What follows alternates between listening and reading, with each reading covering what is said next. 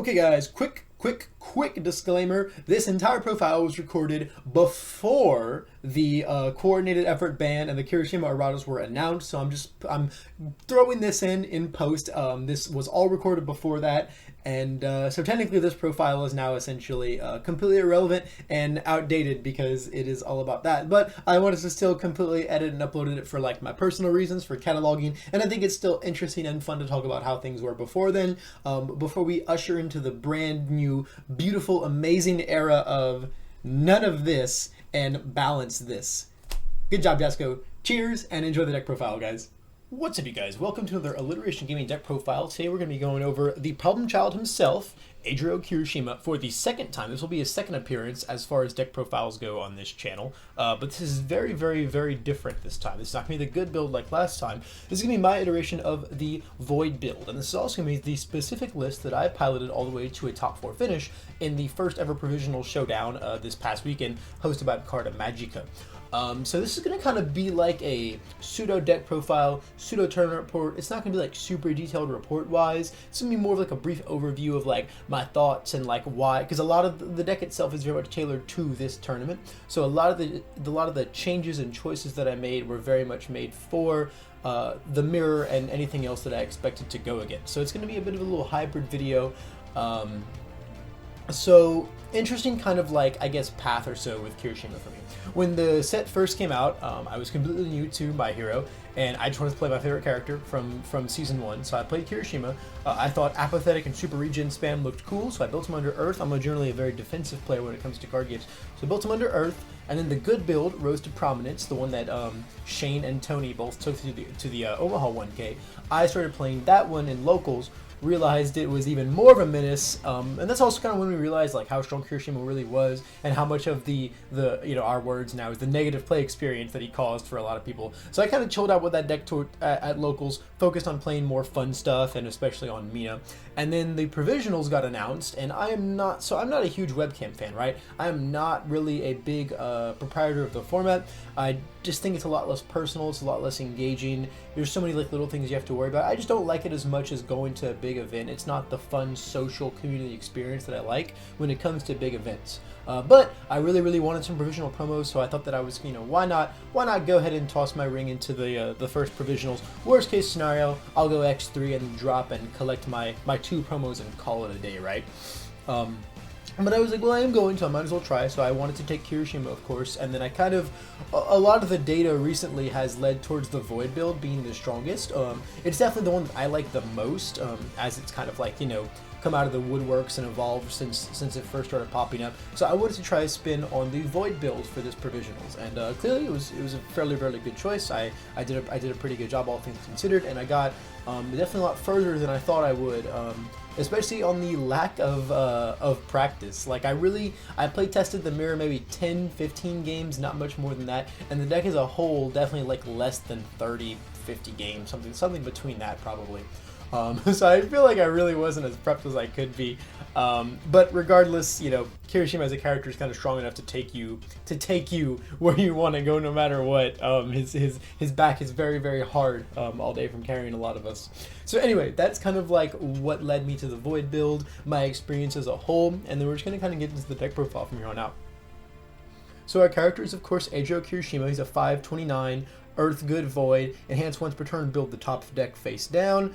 Twice per turn, pick up a foundation to your hand, get +2 or -2 damage. We should pretty much all know what he does by now. This character is absolutely insane. Free blocks for all days. He's really a 9-hander with cards that scale up to 11, 13, blocks for days, hits for days, strings, like when the 5-hander attacks you 9 times, LMAO. Like, this character is absolutely crazy.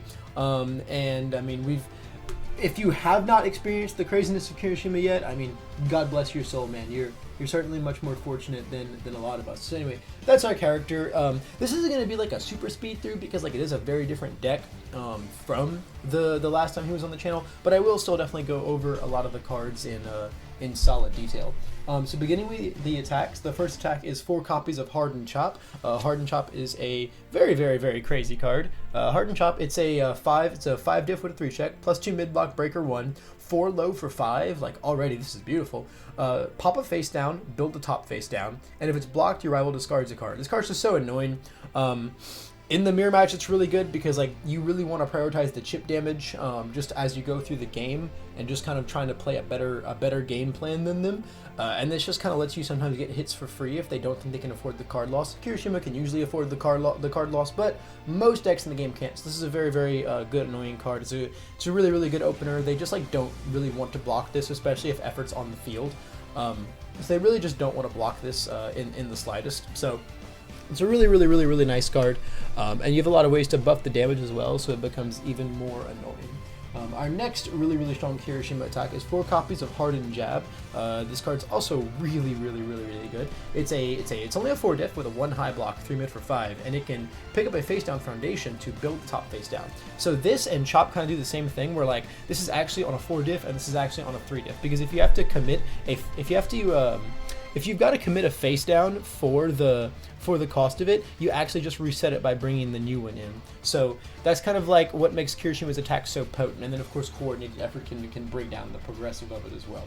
Next we have 4 copies of Hardened Frenzy. This one's going to do a very similar thing. Another 4 diff that's disguised as a 3 diff, kind of. A 2 low block on a 4 high for 4. And if it's completely blocked, it can build itself face down after it resolves. Again, this is insane. It's like coordinated effort built into it. And once again, if you committed for it, well, it's going to at least get rid of the progressive when it goes away, so it can actually be more foundation resets than anything. And if you've built a card this turn, it gets 1/1. So it comes in as a 5 high for 5. You can make it even bigger. Really annoying if they want to go for the full block. They don't want to just like take 8. If they go for the half, you basically get 3 or 4 throw damage in. So it's really strong in that regard as well. Next, we have 4 copies of Recipro Extend. Again, this is another 4 diff attack. This one's not disguised as a 3 diff, but a 4 diff is still really good in the first place. It's a 4 mid for 4, so like the stats are pretty meh. The block is not great, but it'll give our next kick +2/+2, and it can draw a card. So it also replaces itself. Again, this also replaces itself card-wise. Like you have a lot of attacks that are gonna just give you so much extra hand size. Extend into something is like insane in this deck. We only play these 2 as our kicks. We do only have 8 kicks in the deck, but most of the time it's enough. You rarely see one without the other. And even if you have to play an extend without getting the the +2, like it's just the 4 mid that comes in and draws a card and lets you do your once per turn build. Like it's fine, it accelerates, like it extends your resources and your game plan no matter what. And then the next attack we play is 4 copies of Grasping Tape Toss. So this is the throw in the deck. It's a 2 mid for 5 throw. It's stun 1. If it's not blocked, you get to commit one of their things, and it has an insane deadlock to put 2 to the bottom of their deck. This certainly won me a few games. This is like a really like coordinated is already a really scary deadlock, but that's only if like the permissions allow, right? Whereas when you have something like this, this is just just put your 2 best foundations on the bottom of your deck. That's really crazy. So Tape Toss is a really good card. And again, it's our throw. With coordinated effort, it's how we loop our throws. We can pump damage on it. So that way, like again, stuff like Aizawa and Todoroki, it's just always going to be this unblockable chip damage that says, hey, you're on a timer, not me. You who want to play your long game plan, you're on a timer, not me, and that's kind of where the true strength of the throw comes in. And again, another one of the reasons why I like the Void build so much, having access to a throw. The good build does as well, but I think the Void build has access to other cards that I certainly like a lot more. So before we move on to the foundations, we'll go into the actions. I main deck 2 copies of Plus Ultra, and I do side the other. This is just a crazy card. It's a +5 mid, but you reduce their speed to 0, so it's always on a 5, plus whatever progressive. And as a first enhanced to pitch momentum, double speed or damage, just crazy. You can double damage throws for game. You can double damage speed on anything for like basically unblockable. Like it's just really crazy versatile card. And just the fact that you can just like randomly build it, and then as Kirishima pick it up whenever you need it, like it's just... It's crazy. It's really strong. And it is the only reason that we'll ever take momentum in this deck. And then moving on to the foundations, we got 4 copies of Coordinated Effort. This is our Boogeyman card, right? It's a 3 diff on a 6 check, unique +2 mid block. After your blocked attack resolves, build it face down, and your deadlock key can unflip anything. No cost, as many times as you want. Don't go to deadlock unless you just want to get all their cards back. But really, the build the attack face down after it resolves is the crazy part of it. This is what makes Kirishima's strings so insane. What lets him just always have like 5 or 6 swings to toss at you, because you just get to build it down, pick it back up, extend to extend, build it, pick it back up, extend it to extend, like double chop, block 2, pitch 2 if you can, double throw, chip you down, you go to less than 10, you're basically dead. Like, it's just crazy. Effort is what makes this deck as potent as it is, and I definitely expect I expect to see something happen to this card very, very, very, very, very soon. The next card we play is 4 copies of Villains Defeated. I really, really love this card. This is one of my favorite cards in the Void build. It's what really made me want to play the Void build. It's a 2 diff for 5 with a high 2 high block. Blah blah blah blah blah. Response flip: when you discard any number of cards, you can draw a card, playable while committed. So this is kind of cool if like they swing a chop at you or something, you really want to get the card back. It's pretty handy. But really, we play it for flip. After our rival's blocked attack resolves, we remove it and gain 2 health. So it's pretty, really crazy. In the mirror or against any deck that is trying to throw maybe to death, they only get to play the 1 throw, coordinate it down. Anything else they play, you get to remove it and gain 2. So it just really, really goes into like the long-term game plan of just like crippling their deck. After they cycle, they're gonna have so many removed attacks, and it's just really, really rude. And it's health gain in Kirishima. Like that's just so nasty, man. And you know, Kirishima can just flip. Flip, heal, pick it back up, block with it, manly it down, build it next turn, bring it back in. Like, again, it really says, like, hey, you're on the clock, not me. I can do this all day. Really, really, really, really, really gross. Then we have 3 copies of Heroic Lineage. I would love to fit it in 4, but it's just kind of hard with all of the good non-spams in this deck. It's a 2/5 with a 3 low block. Commit: when your rival's attack receives a damage bonus, it gets -3 speed. So it's basically our specialist of sound for anything that gets damage pumped, which is the main stuff we want to block anyway, so very, very cool. And then after your attack receives a speed bonus, it gets 2 damage. So this only actually works with Frenzy and Extend, because the next one comes in at 2/2, respond for the damage, or when you get 1/1, respond for the damage. Or if you plus ultra the speed of something, you could respond for the damage. So those are the windows for Lineage in this deck, but we mostly use it defensively. However, the offensive potential of the card is still there, and it's very, very strong. I'm going to play 3 copies of Hardened. Again, I would like 4, but hard to fit stuff in. This is a 2/5 with a 2 high block. And it says when you block with it, their next attack gets -2. So you can do some pretty cool stuff with this. You know, your next is -2. Kirishima pick up on the next, it's -4 in total. It can be really, really annoying. And then commit to give an attack 2 damage, or if it's a hardened attack, it gets 3 damage instead. That part is really, really crazy. We can give 2 damage to our throws. You can have 2 of these on board, really, really pump up your throws. You can make this, this can be 8 damage, they have to block and discard a card. This can be 8 damage, they have to block and it builds, or, take 4 on the half. Like, it's really, really, really, really, really, really crazy. So that's all the non-spams. Moving on to the spams, we play 4 copies of Manly Passionate Guy. This card's insane. The block is not great, but it says after we block with a foundation, we can build it face up by flipping this. Crazy. Crazy, crazy, crazy, crazy. Something you can actually do is you can block with villains, respond with Manly, bring it down, then the attack resolves, then you can respond with villains. This is so annoying. It's so dumb. Efforts are really, really good blocks. If you don't find your effort super early, or if they pop it, you can easily bring one in on a surprise. Basically, they don't expect you to have it next turn. Just block with Harden, bring it down, reduce there by 2. Like, it's just crazy. It's a crazy, crazy, crazy, crazy card. We got 4 copies of Tape. Tape is another one of the MVPs as far as the Void build's concerned. You can flip to make anything a mid, or flip it to give a mid -2 speed. Really, really, really crazy, especially with plus ultra. Like any like huge thing they try to throw at you, like that's gonna be like a 1,000,000,000 speed for 1,000,000,000 damage. Tape into plus ultra is like one of the grossest ways you can block a swing ever. So Tape's really, really good. I only played 2 copies of Calling for backup because I just couldn't fit more in. The block is not great, but it does say flip and draw a card, and then if this wasn't the first enhance played, this enhance step, discard a card. So on your opponent's turn, you usually don't do this. On your turn, it'll be the first thing you do, so you draw without having to discard, because it's not the first enhance you've played, it's the first enhance that has been played on this whole enhance step. I wonder if I can get rid of mine. How do I get rid of this glare? Oh well. So it's a really, really good card, but like only 2 because you have so much like draw in the deck and you have so much pickups with Kirishima. Like he's really like a 9, 10, 11 hander. Jab and extend give you more. Like so like really the draw is not that relevant. It's just kind of a nice it's just a nice backup plan if you ever need it. And the last spam is 4 copies of Gotcha. This is our only 0 in the deck on a 2 low block that says when it's committed during the enhanced step, you give it attack +1 or -1 speed. So it doesn't ever really do anything for the +1 speed, but when they stun you, it's just kind of like a nice -1 speed. And it's also just like the only like really nice low block we have. This is a 2 low, but I don't really like to block with this card, right? And then these are both 3 lows. So this is just kind of our nice low block in the deck. But again, usually anything that's really troubling that is a low, we can always change it to a mid with Tape as well. So that is the main deck. It is an exact 50 cards. It's 20 attacks, 2 actions, and then 14, 14, 28 foundations. As far as this main deck goes, I don't think there's a ton of I would have changed. If anything, I would have maybe put a couple more cards in the deck because I felt like I was getting close to cycling a little too often.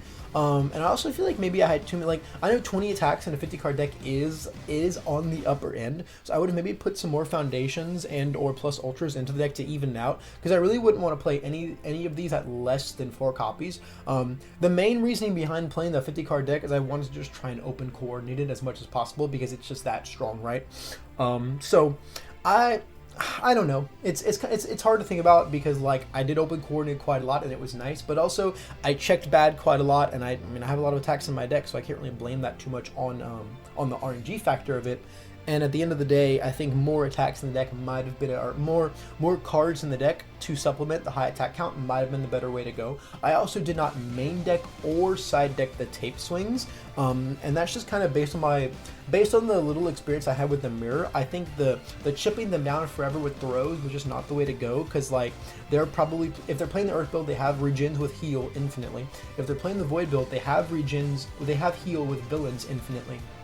And if they're playing the good build, that's the build likely to commit out to try and kill me, and then I can hit them on the backswing more than likely anyway. That's like the actual aggressive build, and I could just like play a normal game against them and hit them that way. So I just didn't think the infinite throw spam philosophy to just chip them down was really the way to go. Which was, it was kind of correct in some of the mirrors, not as correct in some of the others. It's really a way to go. Also, I'm a baby and I'm afraid of 2 checks, and I wanted to just slam coordinated down turn 1 every time without ever worrying about checking that 2 and just losing the match, basically. But I think that is not very much like a factoid. I think all of this is very much like a personal preference, and it's more up to interpretation on how the mirror matches can be played. So the only thing I want to go over now is just the side deck. I of course played the other 2 copies of Plus Ultra. Really, really insane when you need it. Really, really good against a lot of decks. I sided in so many different matchups. When you need to kill people, it's there. When you need to block all the mid things in the world, it's there. Like it's just a good card overall. I sided 2 What's Their Plans. This says you can flip both players' discard of momentum, or the next attack loses EX, powerful, or stun. Really, this was for like the Eijro and Ochako matchups, which like I barely fought at all. So like, you know, didn't really get a whole lot of use. But I did side it in against an Ochako 2 and against the one Eijro that I fought, and it was quite good, so definitely don't regret it at all. I sided 3 fulfilled duties. I sided in this card mostly for the mirror match, so they just couldn't press any. It's destroyed to end the enhanced step, by the way. I chose to side this card rather than main any copies of it because I just didn't think it was that necessary in a lot of things. It's really, really good against like the Void mirror because you can cancel, or not cancel, but you can get rid of really, really important stuff.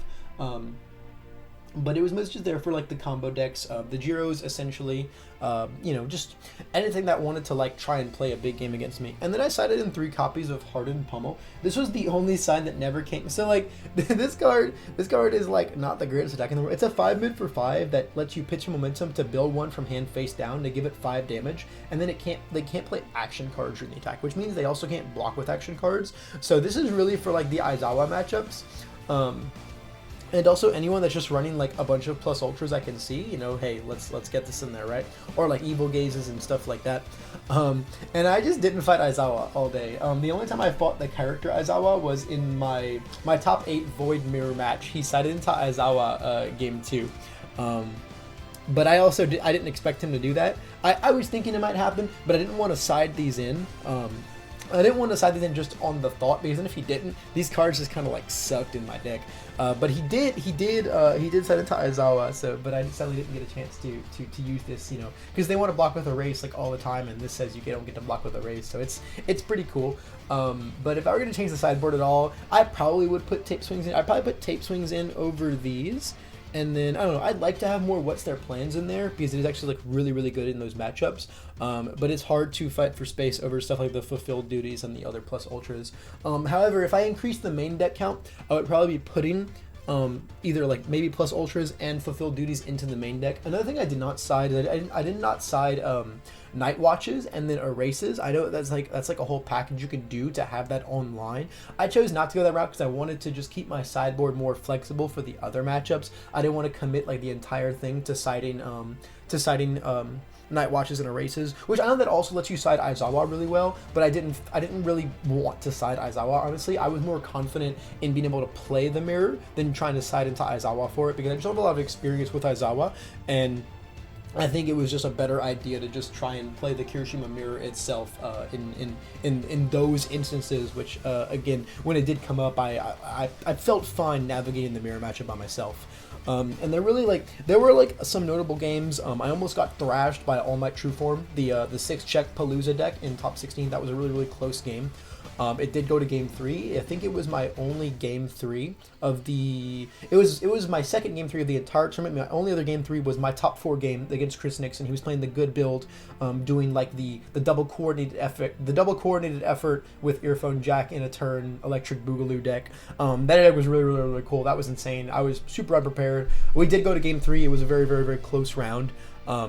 I had really close games against Ochako 2. Ochako 2 is a very scary character. You have to stabilize really hard and then just kind of like block perfectly and like wear them down from there on out, which is kind of tough, right? Because the character has a bajillion health. And then my Jiro matchups, I just kind of got dumpstered on. They just drew really optimally and won die rolls, and it was unfortunate. I fought Chris Bromley's water deck, the Kamui-Wood / Todoroki, good stuff water deck. That deck is really cool. He and I drew our round.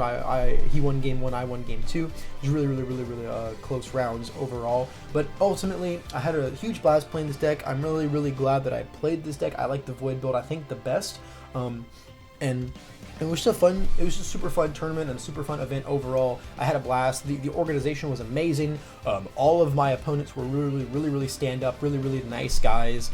No one was, abusing time rules or like being shady with webcams or anything like that. Like overall, it really was an amazing event, and I'm so glad. And I'm gonna be taking a rest from this next provisionals, and then we'll kind of see what happens from there on out. But I do just need some time to detox from my Kirishima Academia for a while. But if I fought you in the tournament event, please leave a comment below. I enjoyed all my games, so whoever you were, I enjoyed our games nonetheless, and you were a wonderful opponent. And thanks so much for playing against me, for watching this whole video, for watching me ramble for being the 1 billionth guy in the community to ramble about everyone's favorite hard boy himself. And I'll see you guys in the next one.